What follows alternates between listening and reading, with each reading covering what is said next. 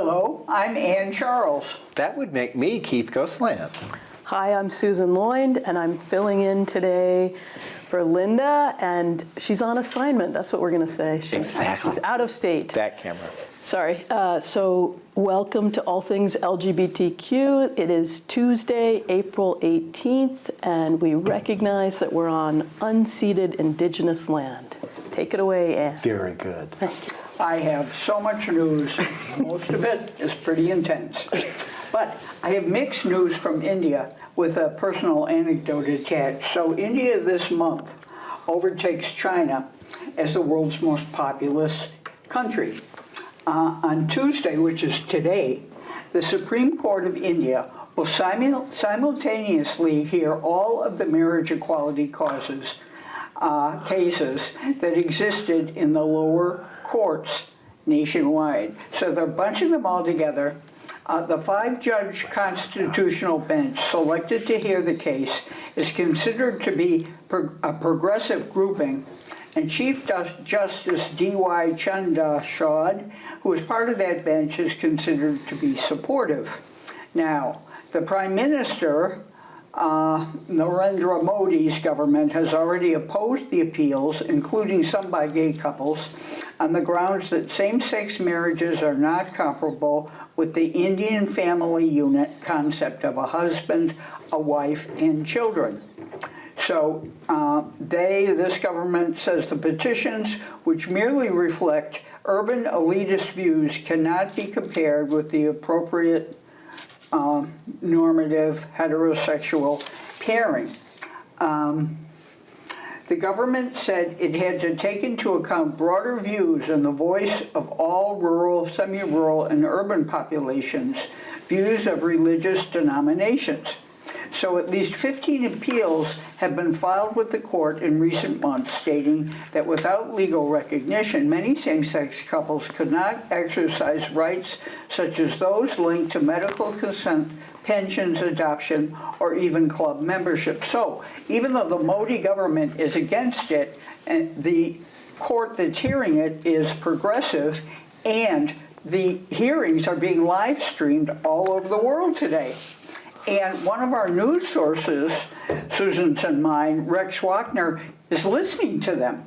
And so he sent out a bulletin saying listening to the Indian Supreme Court is a very interesting experience, and he's feeling optimistic. So I hope he's right. We'll find out in 2 weeks. I know, and to have a viewer on the spot, very impressive. And, they did show links, different places around the world. So now I'm including Russia in Asia because that was our only Asian story. So Russia has arrested a Chinese LGBTQ blogger and his partner for a gay propaganda violation. And I have before you a picture of Sharon Sui and Gela Gogashvili. They're a pair of popular Russian LGBTQ bloggers. They've been arrested on charges of violating the country's law outlawing gay propaganda. Sui, a Chinese citizen, and Gashvili, an ethnically Georgian citizen of Russia, document their life as an openly gay, interracial, non-Slavic couple living in Russia on their popular social media channels, including TikTok, YouTube, and Telegram. They are accused of violating Russia's law that prohibits propaganda of LGBT relationships with a video on their YouTube channel. They now face a fine of up to 50,000 rubles, which is $628, or arrest. And of course, they've already been arrested. So. Sui also faces deportation from Russia. Police say on Wednesday that police detained Sui at a Burger King and asked for his documents, his passport and his registration documents. During a document check, he didn't have them. He called his partner, and when the partner arrived with the documents, they were both arrested. They've been targeted by an anti-LGBTQ activist in St. Petersburg since March, and they've faced death threats and harassments. And one of SWE's professors at Kazan University also threatened to report him to the police for violating Russia's anti-LGBTQ law. Russia expanded its controversial law against so-called gay propaganda late last year to outlaw virtually all public expression and depictions of LGBTQ relations and lifestyles. So now let me go to Africa, if I may. An unusual, something I didn't really know about, a mob attacks 2 Tunis shelters for LGBTQ people from the sub-Saharan Africa. And apparently there's a lot of anti-black discrimination in Tunisia, which is primarily an Arab country. And they say that Algerians aren't arrested, but sub-Saharan Africans are. So a mob of men wielding sticks and knives attacked a shelter for LGBTQ refugees and asylum seekers from sub-Saharan Africa in a couple of weeks ago. Police called to the site, arrested at least 8 people from sub-Saharan Africa, even though they have refugee status and are therefore legal residents in Tunisia. This is the latest violence to occur in a climate of growing hostility toward black Africans, spurred by a campaign of repression by the authorities and xenophobic comments made by the Tunisian president. A group of men attacked this shelter in a northern suburb of Tunis, and then for residents at this shelter, it was a night of pure terror. Many were beaten while others sustained knife wounds. About 30 people, including 6 people in possession of refugee cards from the UN, were arrested that night. This wasn't the first attack of its kind. A few days earlier, on Monday, the Monday of that week, another mob attacked another shelter for LGBTQ refugees from sub-Saharan Africa, this one located in the center of Tunis. France 24, the news outlet, interviewed 2 of the people who were in the attack, who talked about how difficult it is to be a transgender refugee from sub-Saharan Africa in Tunisia. The president of the International Day Against Homophobia, an NGO that fights against homophobia in French-speaking Africa, explained that the organization is trying to provide legal help. But the xenophobic statements made by the president have made things completely different and dangerous. It's gotten so bad that some taxi drivers will take a black man directly to the police station if he gets into his vehicle. We've reached that point. So, disturbing news from Tunisia. We have to go to Uganda just for a moment, because on the last show, Linda asked me about religion in Uganda, and of course I didn't know. I did, however, read a big, long article about the Christian evangelical movements. It's been long-standing support of these kind of kill the gays bills. But Uganda's religious heritage is tripartite. About 3/5 of the country is Christian. 4/5 of the population is Christian, primarily Catholic and Protestant. And the rest of the population is Muslim and traditional religions and so forth. Now I have a picture, while we're still in Africa, of South African opposition protests against the Uganda anti-LGBTQ bill. So look at the picture now of the protests. More than 200 protesters in South Africa demonstrated against the Uganda High Commission against the anti-gay bill recently passed by Ugandan lawmakers.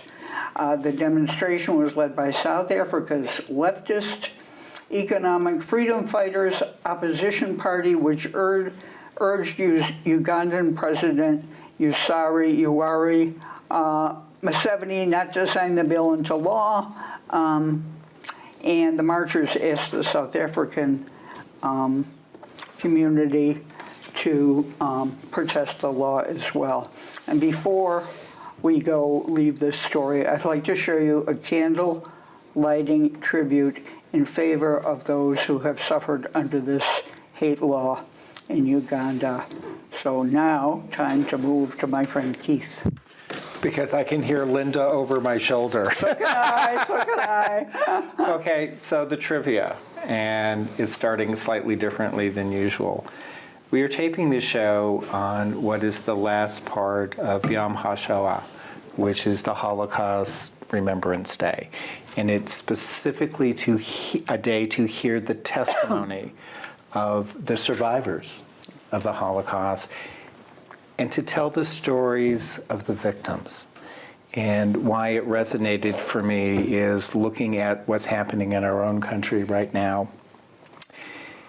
Thus far this year, there have already been over 650 anti-LGBTQ plus pieces of legislation introduced in 46 states. That's more than any other time in our history. And looking at the rise of the Nazi Party in Germany, pre-World War I, I'm sure that the stories from the gay and the transvestite men who were forced to wear the pink triangle, they would have shared that it was violating this section of the German criminal code that resulted in their being interned in the work camps. What was that section? And for bonus points, when was it finally repealed? I know. So Rainbow Umbrella Women's Discussion Group, I love your notes, or whoever is writing them. Mm-hmm. We're rotating. Book discussion group, same book, or are you about to change? Book. Okay. On Thursday, May 11th at 6:30 p.m. at the Front Gallery here in Montpelier, put it on your calendars, there will be a poetry reading by Kim Ward and Buffy Akash. And this is the poem that Kim sent to promote the event. And it's called Still Life with Phone. Black, smoothed by generations of hands caressing its surface, heavy.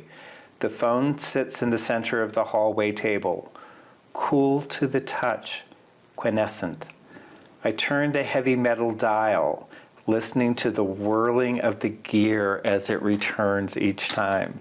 There is a click when I lift and return the receiver, but no buzzing at the other end. The cable stretches languid beneath the oak phone stand, but connects no longer. The bridge is out. You'll have to spend the night, I think. Operator, I think. Give me Bakersfield 547, please, I think. Get off the phone. I have to make a call, I think. Still, the phone just sits there, holding time within its metal bowels, the slight vibration of voices lingering at the subatomic level. Then, Mother, are you there, I think? I miss you. Can you hear me where you are now? And for an instant, I think I hear you reply. So, put this on your calendar. Queer Connect in Bennington, who keep us updated on what they're doing, they're already starting their planning for Pride Day this year, and it will be on June 25th. If you want to attend, they would love to welcome you, and if you would like to be part of their caravan, but also they're trying to get people who would be willing to show up to volunteer on the 24th for their queer youth prom. That should be fun. They're also Sapphic Story Hour, and this is on May 27th, 7 p.m. That's a Thursday night. It's a virtual event. It is going to be J.E. Leake reading from their upcoming book, In the Shadow of the Past, and this is the first book in a new spy thriller series that she is writing. So looking at the Pride Center of Vermont, save the date, their transplant plant sale on Saturday, May 13th, and this is to benefit the trans program at the Pride Center. And I had mentioned this on our last show, but I have more details now. Vermont Humanities in the Kellogg Library on May 3rd at 7 p.m., and this is a live event. It's Michael Boza, Professor of Political Science and International Relations at St. Michael's College. He is going to be talking about the manufactured LGBTQI plus peril and how it's trying to obscure growing social inequity and the policy failures of the politicians who have turned their back on democratic accountability. Sounds very provocative. Sounds like something you would be sitting in the front row for. Or leading. Yeah, and I just want to throw this out. The Reynolds House in Barre that we haven't talked about a lot. Right. I happened to encounter one of the innkeepers. They're trying to organize both an amateur night where you can go in, karaoke, perform, whatever. I saw that on Facebook. Did you? Okay. Mm-hmm. And a monthly drag show. There's a drag show. They had a drag show a couple weeks ago. I couldn't go, but... Well, when I went on their website looking at the events, it wasn't listed, so I've emailed them saying, okay, can you give me some greater detail? Because we deserve a night out. We do. And the other is Rainbow Bridge in Barre. They've been affiliated with the Reynolds House. They were part of that, planning that drag show, I think. Oh, were they? I think That's interesting. I'm not surprised. I think but they collaborated on that. Well, I was going to say, because the Rainbow Bridge on their website are starting to promote some fundraising event because they're trying to become a more viable and community responsible organization. And they're looking at what are the groups that we can offer, what would be of interest, and how would you like to be involved? Mm-hmm. And with that, you're gonna give me the depressing national news to balance Anne's depressing international news. That's true. So I was saying that I was excited to do the national news because the last time I did the international stuff, it was bleak. But I have to say this is bleak. And your camera's over there now. Now it's over there. Yep. You're just messing with me? No, that's for the group shot. All right.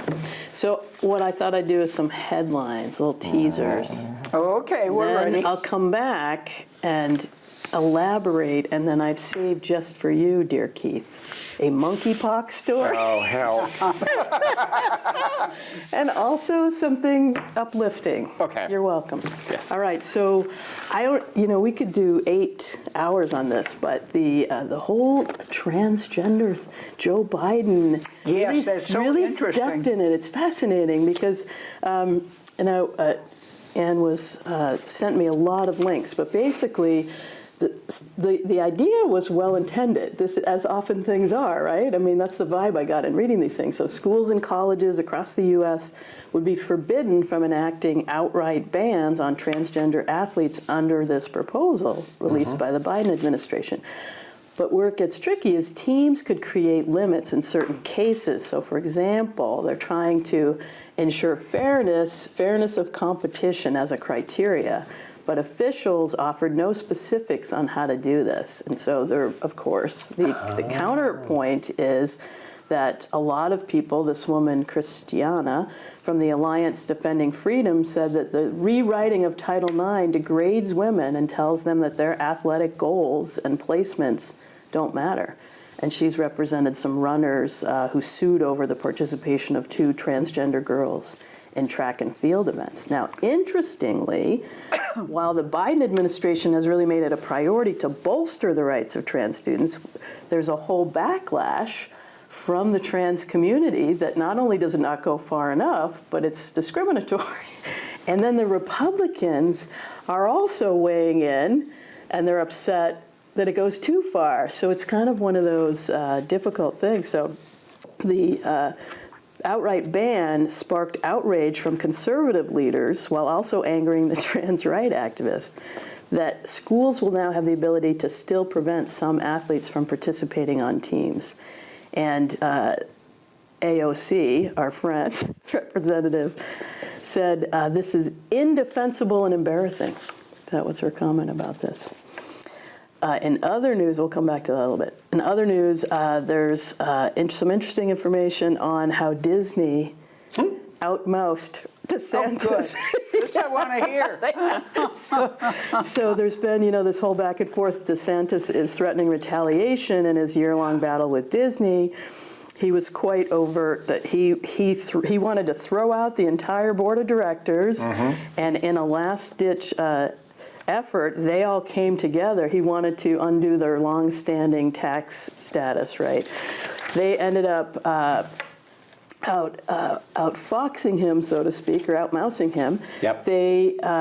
They went in, and as the board was disassembling, they put all these things into place that actually expanded their powers. Good. And the funny thing was that the allies of Trump were all excited because this was something they could use against DeSantis.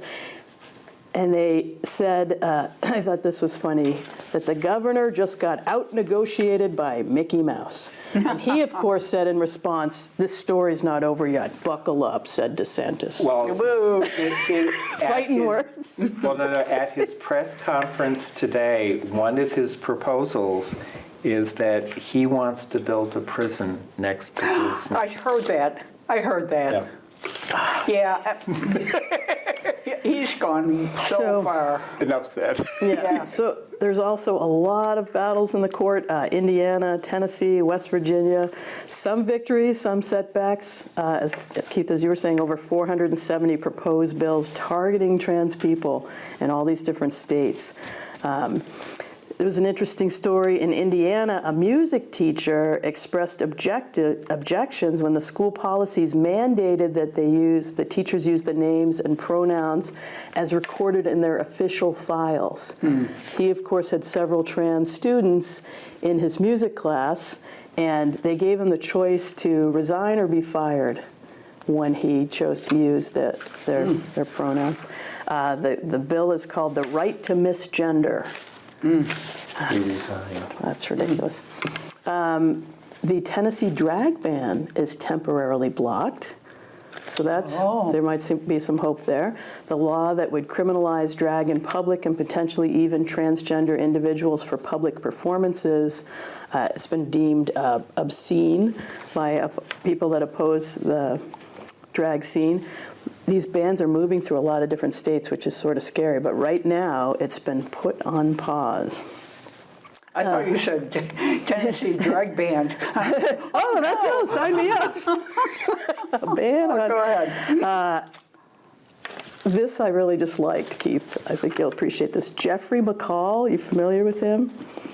Comes out as Scarlet. He was the Freedom March founder. He's an ex-gay. He was part of that whole pray away the gay. Yes. So Truth Wins Out welcomed this founder, Jeffrey McCall, out of the closet.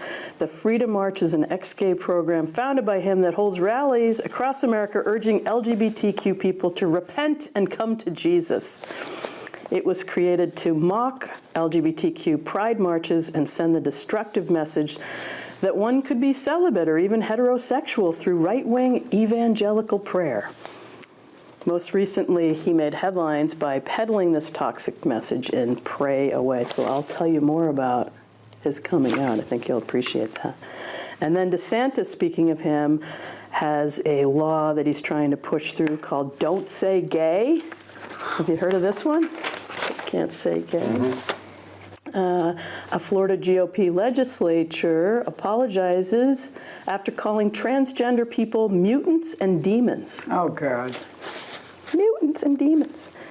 He said, "We have people that live among us today on planet Earth that are happy to display themselves as if they were mutants from another planet. This is the planet Earth with God-created men, male, and women, female," he said. Speaking of which, Equality Florida issues an advisory, a travel advisory. I thought this was fascinating. Yeah. I don't have time to read it all, but it talks about, basically, they have a whole listing of all the reasons why you should not come to Florida.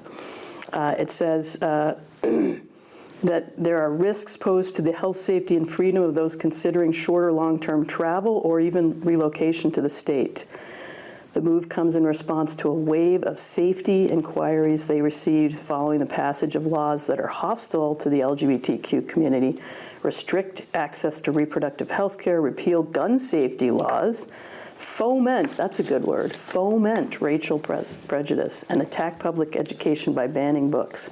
So there's a whole list on why there's been an assault on medical freedom, academic freedom, censorship, arts, entertainment, sports participation, business, and gun safety laws. So they're telling people not to move there, and it says, we regret that these attacks have already led people to flee the state and are driving others to consider relocation. And at the end they say, it's our hope that some Floridians will stay and engage in a fight to claim back our state. And that's the thing that, I can't understand about many of our Yankee fellow LGBTQ people. They're all going to Florida, many of them are going to Florida for the winter. And, they're putting a lot of money and supporting that economy, but I suppose they would argue there are probably like 20 states you really can't go to if you want to be vigilant about where you put your money. So those are, I'll swing back to some other stuff. Back to you, Ann. Okay. I was resisting commenting on some of your stories and drawing parallels like with the evangelicals. Yeah. But I have good news from Oceania. The Cook Islands finally decriminalizes homosexuality. Now we are truly equal. Now I have your picture before you of LGBTQ plus residents in Cook Islands celebrating now. You may wonder a little about Cook Islands. It's the South Pacific island state. There are about 15 islands. They've had this historic day. The law, which was never actually enforced, they had an anti-LGBTQ law that ordained a potential prison sentence of up to 10 years under the 1969 Crimes Act. The outdated law was nullified and removed, and this new law will come into effect June 1st. A note within the bill said it was considered due to a growing acceptance of LGBTQ plus people, and I hope some of our enemies in the South are listening. It will provide protections for victims of sexual abuse, assault, rape, and other crimes. Prime Minister Mark Brown said he was pleased that the Parliament could agree to stamp out discrimination of the LGBTQ community. That while homosexuality will be legal following the enactment of the law, same-sex marriage is still outlawed by the Marriage Amendment of 2000. So, one thing that one of Susan's story reminds me of, Biden's proclamation saying, it's up to some of the local sports teams to decide about trans people. Well, the European Court of Human Rights has just issued a similar ruling. It published decisions on 2 cases of trans parents from Germany. In both cases, the applicants challenged the fact of the birth certificate that the birth certificate of their child doesn't show their recognized gender identity. And the European Court of Human Rights said, look, this is a German case, let Germany deal with it. The court emphasized in its decision that no human rights violation could be established. According to the judgment, a false entry on both certificates is at the discretion of the German state. Additionally, with a view to the truthfulness and accuracy of civil status registers, there's an understandable interest on the part of the state to register trans people with their previously held gender marker and first name, the court said. So that really is disappointing for the trans families. Now, according to German law, the official name change will not be reflected in the birth certificate of any biological offspring. Instead, the previously recorded name must be entered. The designation as mother or father follows from that. The legislation claims to protect the child from discrimination due to the trans identity of the parent, but the trans parents say, look, you know, the child has to show birth certificates and they want to register for kindergarten or school, and also when showing kinship for traveling abroad. So it causes all these questions and exposes the child to bullying. So that's a disappointing ruling that, you know, there's a little parallel to Biden's decision in my view anyway. Hungary's new law lets locals report on same-sex families. I'm in Europe, by the way. Hungarian lawmakers passed a bill that enables citizens to report anonymously on same-sex couples who raise children to authorities. Creepy, creepy. Okay. I know, we are all suppressing comments through each other's stories. Germany and France joined the EU proceedings against Hungary over their anti-LGBTQ law. So now, according to the German government, 14 EU member states have now joined the proceedings at the EU objecting to Hungary's laws. Belgium, the Netherlands, Luxembourg, Denmark, Portugal, Ireland, Spain, Malta, Austria, Sweden, Slovenia, Finland, and now France and Germany. And speaking of Sweden, I now have a film clip to show you about Hilma of Klint. That sounds made up. I'm not going there, and you can't make me. Well, this filmmaker is going there, a Swedish filmmaker. Hilma brings to life the story of a woman, and this is a biopic docudrama. True story. Who posthumously revolutionized the art world as one of the first abstract artists, Hilma of Klint. In this immersive biopic starring Tara Hallström as the young Hilma and Lena Olin as the mature Hilma, we follow the artist from her early life through her rising artistic career and spiritual awakening after the loss of her beloved younger sister, Hermina. Hilma explores Klint's spiritualism, her lesbian love life, and the impetus behind her work, from the writings of Rudolf Steiner to the strong influence of the Theosophic movement, and her belief in its mystical philosophy, in a portrait of a woman well ahead of her time. And I have a personal anecdote about this that's sort of interesting, but let's look at a clip from Hilma.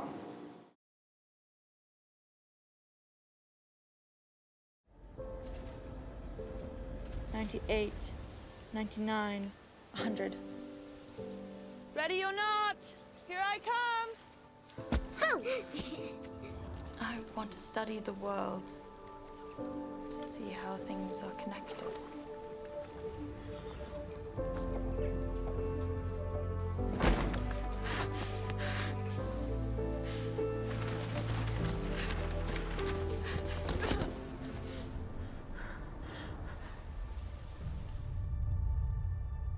Where are you going? The technical school for artists. The women's entrance is in the back. Look at this. You can't even tell it was painted by a woman, can you? No. You're not going to paint for an eternity, are you? No one wants to marry a girl who keeps painting all day. I don't go to school to get married. If I could die for just a second. Just to see what it would look like on the other side. It's our magazine. Take one. It's on Spiritism. We can still trust in the presence of the spirits. They surround us and are always willing to communicate with us. For opening your eyes to see. Secret world shall be revealed. You have been chosen to document them in your art. The spirits. They want us to paint the invisible world. It's dangerous. I was holding the brush, but I didn't paint it myself. Make a pact between the five of you. You will know when it is time to show the work. We need to show this work. For all of us. What do you think?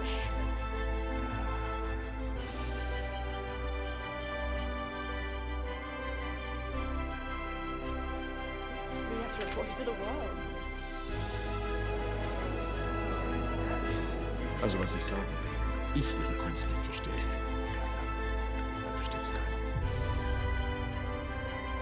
keiner. It's like a spiral-shaped temple, reaching for the heavens. Film aufgelehnt? Sorry, it's an old photo. And you already warned me that I can't see it here yet. No, it's just opened in New York. But what was interesting, she was a big spiritualist and had seances and everything. And the filmmaker said he was able to communicate with her, even though she's been dead, through spiritual means. I was going to say Rudolf Steiner, this anthroposophy, which would fit right in with that whole genre. Yeah. Well, there we go. So take interest, keep your eyes out for it. It'll come. We'll be able to find it. Now, 3 couples take Lithuania to court over failure to recognize same-sex partnerships. 3 couples. In these cases, the same-sex couples are seeking the registration of a civil partnership and marriages.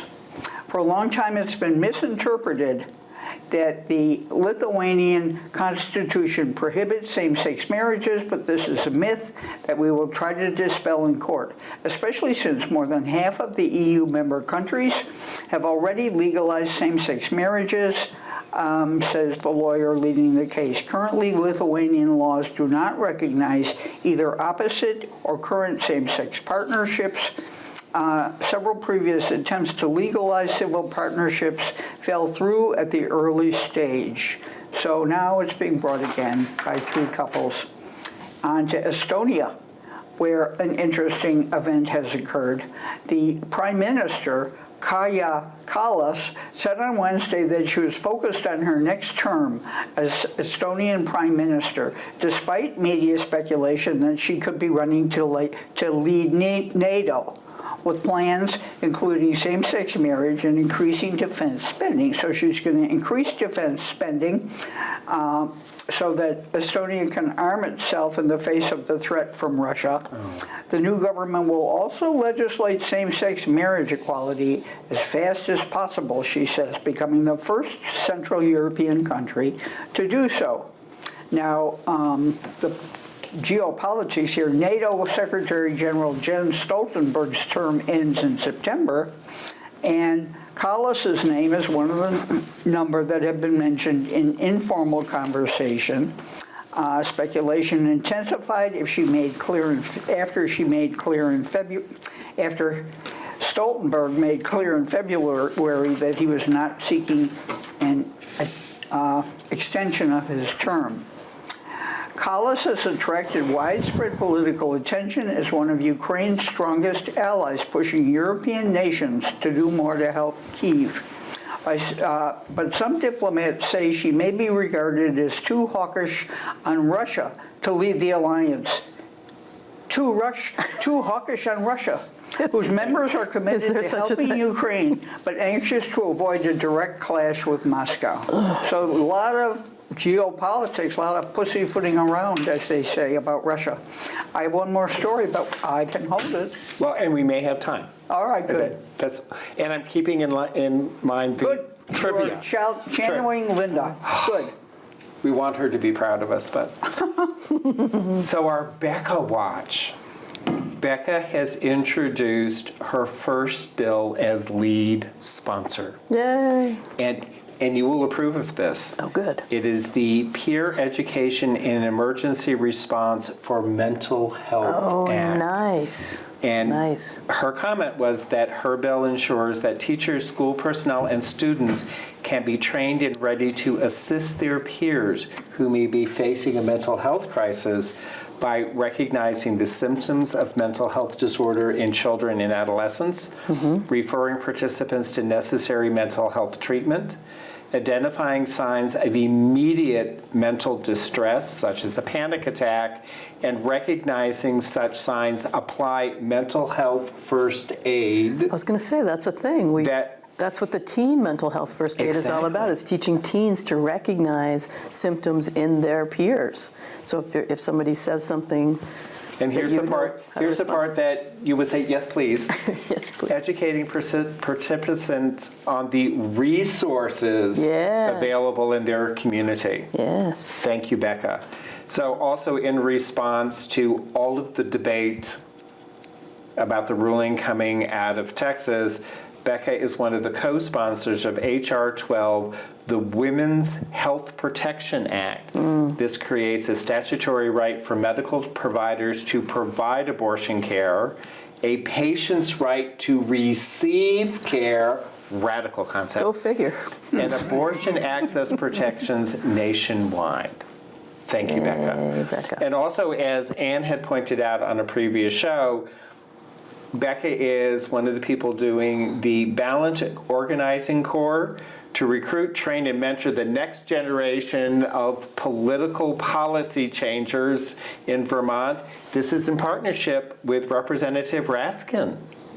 And it's a 6 weeks program here in Vermont, June through August. You need to make a commitment of 10 to 15 hours of active work each week. And then along with Cori Bush and Ayanna Presley, and Becca as vice chair, they're launching the first ever congressional caucus for the Equal Rights Amendment. Good. Yay. Thank you. So we would like to think that we're a state that promotes inclusion and equity. However, I was kind of proven wrong on April 7th, which was a Friday, with the introduction of House Bill 513, 4 Republican co-sponsors. The statement of purpose is as follows. This bill proposes to prohibit individuals that were assigned the sex of male at birth from participating in an elementary, secondary, or post-secondary school athletic program or activity that is designated for girls or women. Now, the response, though, is encouraging. The chair of the House Committee on Education said this was introduced after crossover. It is in obvious conflict with our existing non-discrimination statutes. I have no intention on doing anything with this bill. If people want to try and push it in January, we'll listen to what the committee has to say. The one aspect of this that I found a little unsettling is that one of the co-sponsors of the bill is actually on the Education Committee. Do you want to tell us who these people are? No, I don't want to give them more airtime. If there is an act, because there are things that I want to say later on that we will name some of the guilty parties. However, one of the things that happened was the governor's press conference was delayed until Friday because of the visit of the First Lady for the America promotion. He was asked about this bill. His response was, when I played athletics in school, I don't remember who we played. I don't remember the score. I don't remember, who won. What I remember is playing the sport. Why can't we let our kids be kids? Why can't we let our kids be who they are? So we'll see what happens. And where we're going to name some of the guilty parties is S37, which is one of the bills relating to protected health care. The House bill, which is being debated in the Senate right now, is about protecting the providers. The Senate bill was about the services being provided and what you would ensure. And all of a sudden, sort of at the end of the House Healthcare Committee's testimony, they started hearing from a group called the Vermont Family Alliance. Ew. Yeah, the name alone should I was give going to you- say, I already don't like it. I know. And I read their testimony. They were saying, well, the problem with the bill is that it's a one-direction gender affirmation process. Where's the guarantee that, if you want to reverse it, that an insurance company will pay and a provider has to give services? And then they went on to say that we should be promoting conversion therapy. So as much as we would like to think we're kind of immune from the conversation, the sentiment is here. You're supposed to cheer us up. What's going on over there? Well, the cheering up part is, that they voted the bill out with basically preserving rights and ensuring that insurance will cover gender affirmation. Providers will be protected. And they put language in about those high-risk pregnancy centers that you might have thought you were going for a full complement of service, and they're a anti-choice organization, but they make you think they're a medical clinic, and so there was a lot of pushback on that. But the good news, please, City of Barrie has agreed to sell the Wheelock House, that really funky-looking little building on Main Street, to Fox Market. So Fox Market, that is exciting. Fox Market is going to be extending into Barrie, and they're right down the street from Rainbow Bridge. Nice. So congratulations, Fox Market. That's awesome. Pride Center, they've hired a new operations coordinator. His name is Matt Hagberg. He goes by he, him pronouns. And he is going to be responsible for the coordination of office procedures, volunteers, internal and external communications, and your emails may be answered. And being the foundation that supports programs, events, community engagement, donor relations, database management, and general support for the leadership team and board. Good luck, Matt. That's a broad job description. Yeah, it is. Good luck. Yeah. But, and Phoebe, who was the previous contact person doing most of this stuff, said, I am so happy to have someone to train to take the... Oh, yeah, I bet. And just a passing comment on future shows, we're going to be following a case that was argued before the U.S. Supreme Court last Wednesday, Groff versus DeJoy. Oh, DeJoy. This is a postal employee. I was going to say, isn't that the post office? Yeah, well, no, The wingnut. Exactly. Why does that name sound so I familiar? want to bankrupt the Postal Service so that we can now privatize it, which was the objective. No, there was a postal employee that said, based upon a need for a religious accommodation, they could not work on Sundays. I heard about yes, that. I Has did that hear- been I did. adjudicated yet? Well, no, they presented the arguments on Wednesday. I did hear. So now we're going to be waiting and we're going to be did following hear it. about that. The employee was Mennonite. And what's going to be interesting about this is the Supreme Court is to be making a ruling on the federal government as an employee and what it can and cannot do, and what they think is an undue hardship to make religious accommodations. And that's why we're going to be watching it. And if it's before the Supreme Court, Well, that's we will why we're... see.